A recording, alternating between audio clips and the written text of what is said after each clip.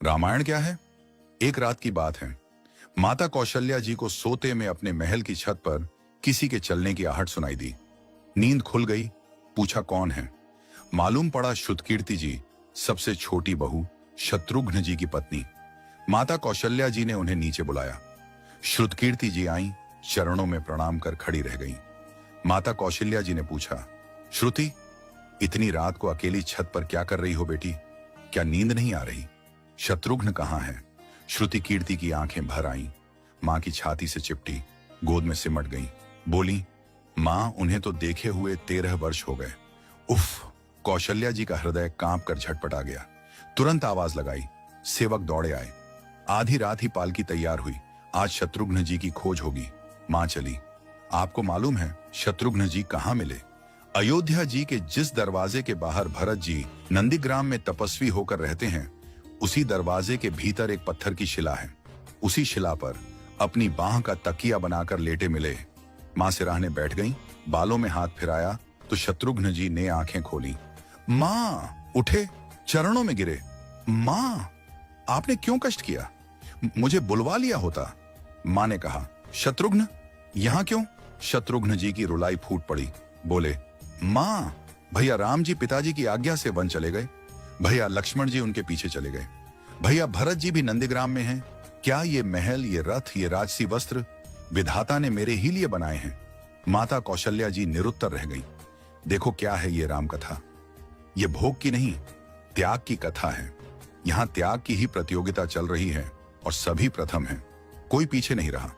चारों भाइयों का प्रेम और त्याग एक दूसरे के प्रति अद्भुत, अभिनव और अलौकिक है। रामायण जीवन जीने की सबसे उत्तम शिक्षा देती है। भगवान राम को 14 वर्ष का वनवास हुआ तो उनकी पत्नी सीता मैया ने भी सहर्ष वनवास स्वीकार कर लिया। परंतु बचपन से ही बड़े भाई की सेवा में रहने वाले लक्ष्मण जी कैसे राम जी से दूर हो जाते? माता सुमित्रा से तो उन्होंने आज्ञा ले ली थी वन जाने की, परंतु जब पत्नी उर्मिला के कक्ष की ओर बढ़ रहे थे तो सोच रहे थे कि मां ने तो आज्ञा दे दी, परंतु उर्मिला को कैसे समझाऊंगा, क्या बोलूंगा उनसे? यही सोच विचार करके लक्ष्मण जी जैसे ही अपने कक्ष में पहुंचे तो देखा कि उर्मिला जी आरती का थाल लेके खड़ी थी और बोली, आप मेरी चिंता छोड़ प्रभु, श्री राम की सेवा में वन को जाओ। मैं आपको नहीं रोकूंगी। मेरे कारण आपकी सेवा में कोई बाधा ना आए, इसलिए साथ जाने की जिद भी नहीं करूंगी। लक्ष्मण जी को कहने में संकोच हो रहा था, परंतु उनके कुछ कहने से पहले ही उर्मिला जी ने उन्हें संकोच से बाहर निकाल दिया।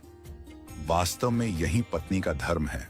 पति संकोच में पड़े उससे पहले ही पत्नी उसके मन की बात जानकर उसे संकोच से बाहर कर दे। लक्ष्मण जी चले गए, परंतु 14 वर्ष तक उर्मिला ने एक तपस्विनी की भांति कठोर तप किया।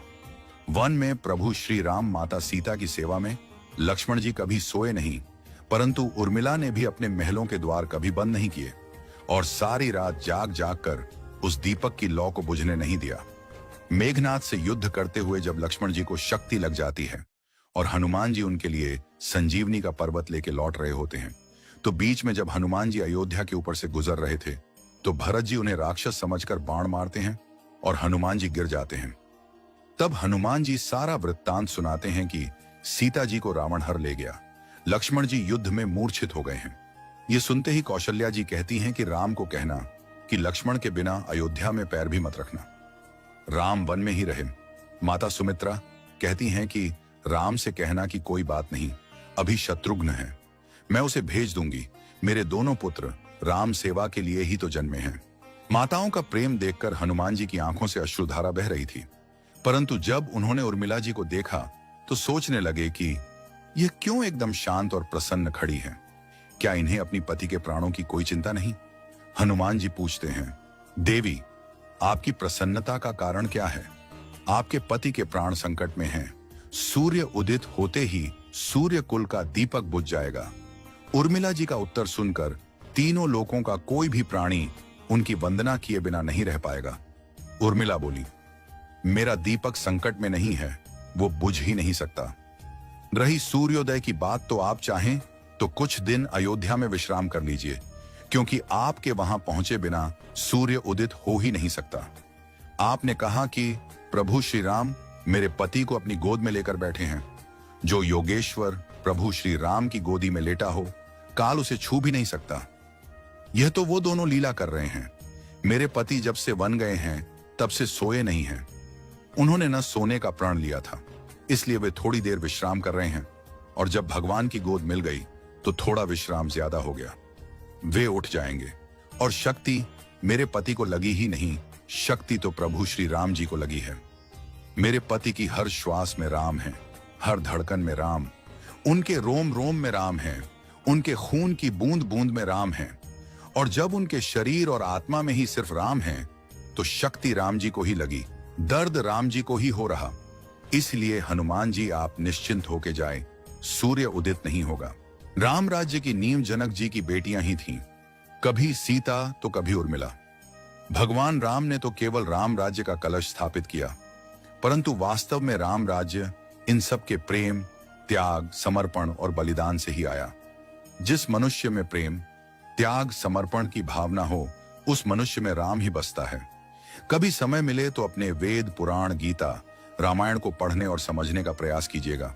जीवन को एक अलग नजरिए से देखने और जीने का सोर मिलेगा। लक्ष्मण सा भाई हो, कौशल्या माई हो, स्वामी तुम जैसा मेरा रघुराय हो, नगरी हो अयोध्या सी, रघुकुल सा घराना हो, चरण हो राघव के जहां मेरा ठिकाना हो त्याग भरत जैसा, सीता सी नारी हो, लवकुश के जैसी संतान हमारी हो, श्रद्धा हो श्रवण जैसी, सबरी सी भक्ति हो, हनुमत के जैसी निष्ठा और शक्ति हो। ये रामायण है, पुण्य कथा श्री राम की। जय जय श्री राम।